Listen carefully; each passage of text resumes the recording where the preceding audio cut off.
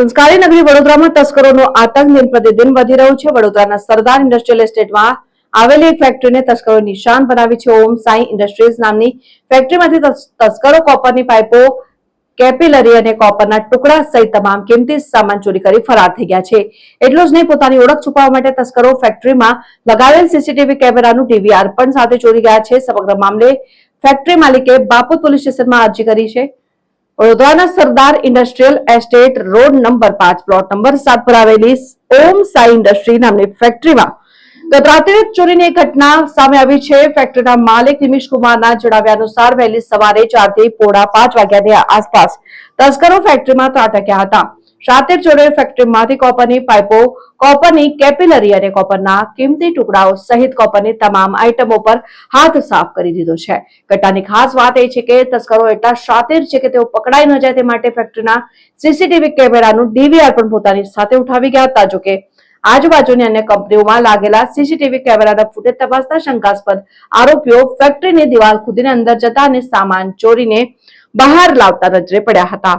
આ સમગ્ર મામલે ફેક્ટરી માલિક દ્વારા બાપોદ પોલીસ સ્ટેશનના સ્ટાફને જાણ કરવામાં આવી છે અને સીસીટીવી ફૂટેજ પણ સોંપવામાં આવ્યા છે। હાલ પોલીસે આ મામલે અરજી સ્વીકારીને આજુબાજુની કંપનીઓના સીસીટીવીના આધારે તસ્કરોને ઝડપી પાડવા માટે આગળની કાયદેસરની કાર્યવાહી અને एफआईआर नोंदवानी प्रक्रिया हाथ बंडल होता है वो सब गायब, एक बंडल नहीं, कुछ भी नहीं, टुकड़े भी गायब है।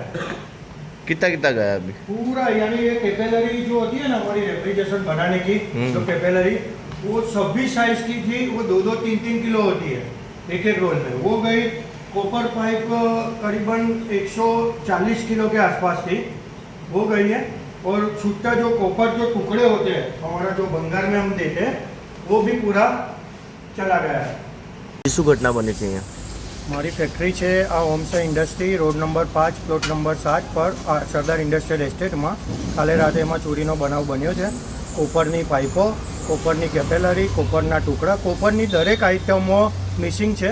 એક પણ વસ્તુ અત્યારે કોપરની મારે ફેક્ટરીમાં અવેલેબલ નથી, બધી જ વસ્તુ ગાયબ છે। અને સીસીટીવી અમારા કેમેરાનું ડીવીઆર પણ કાઢી ગયા છે। સામેની કંપનીઓના કેમેરાના ફૂટેજના આધારે 4 થી પોણા 5ની વચ્ચે સવારે આ ઘટના બની છે। સંદિગ્ધ આરોપી દેખાય છે, લઈ જતા દેખાય છે, કૂદીને અંદર આવતા ઉતરતા દેખાય છે।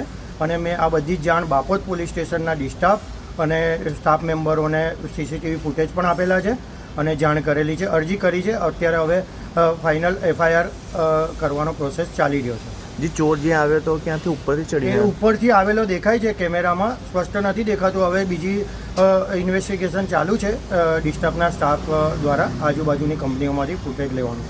આપનો પરિચય? મારું નામ નિમિષ કવાજે, હું ઓનર છું ઓમસા ઇન્ડસ્ટ્રીનો।